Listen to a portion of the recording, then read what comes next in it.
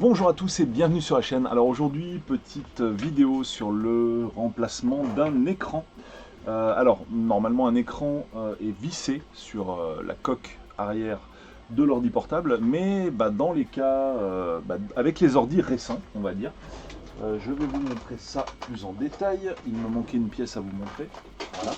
Donc avec les ordis récents, la lunette de l'écran, je vais réussir à parler, est vraiment à un bord vraiment très très fin sur le côté gauche et droit, comme vous pouvez le voir là.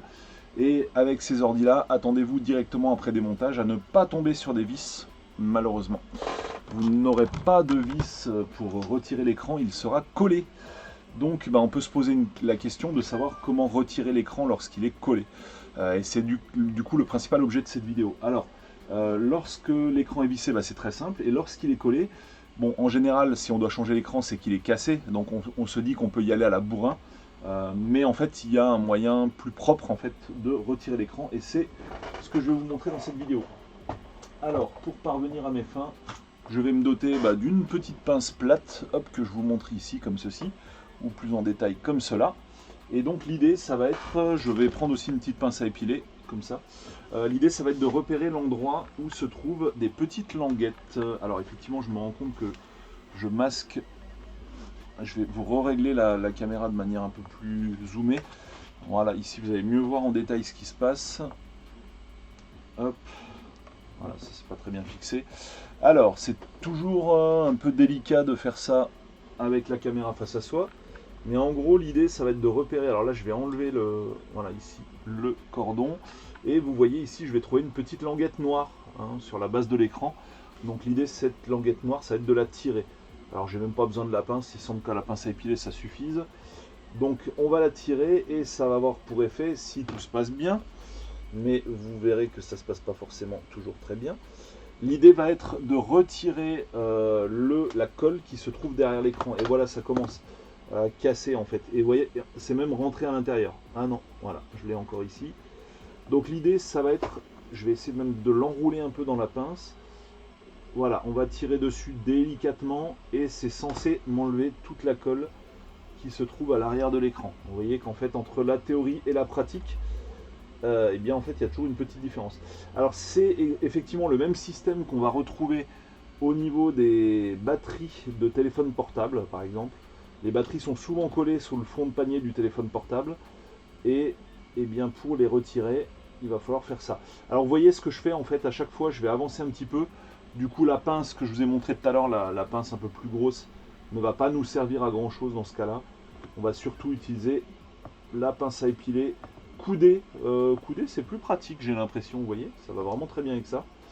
Et petit à petit on va venir ici chercher notre colle qui est derrière l'écran.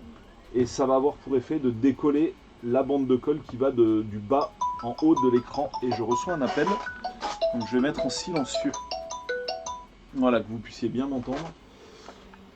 C'était de toute façon de la publicité. Donc du coup, voilà, on tourne comme ça délicatement. Donc c'est un petit jeu de patience, sachant qu'il y en a deux à faire, quoi, bien sûr. Hop, on va tirer. Et après, la difficulté pour le coup, c'est de retrouver un double face qui va avoir une épaisseur qui est similaire à celle de la colle qui a été mise par le constructeur, parce que en tout cas pour ma part je ne sais pas où me procurer exactement la même colle que celle-ci. Ah, je suis un peu parti de travers donc je risque de le casser. C'est pas génial ce que je suis en train de faire. On va se remettre, réenrouler la pince, voilà, comme ceci. On va se rapprocher, voilà, des parties métalliques de la pince et on va continuer à tirer. Je pense qu'on n'est pas loin d'avoir fini le job.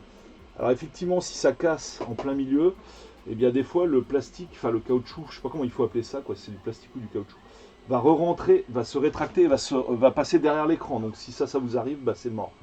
Il n'y a plus rien à faire. Vous allez être obligé d'y aller à la bourrin pour décoller l'écran. Même si, comme je le disais, lorsque l'écran est cassé, c'est pas trop grave. Mais il peut arriver qu'on soit obligé de décoller un écran qui n'est pas cassé.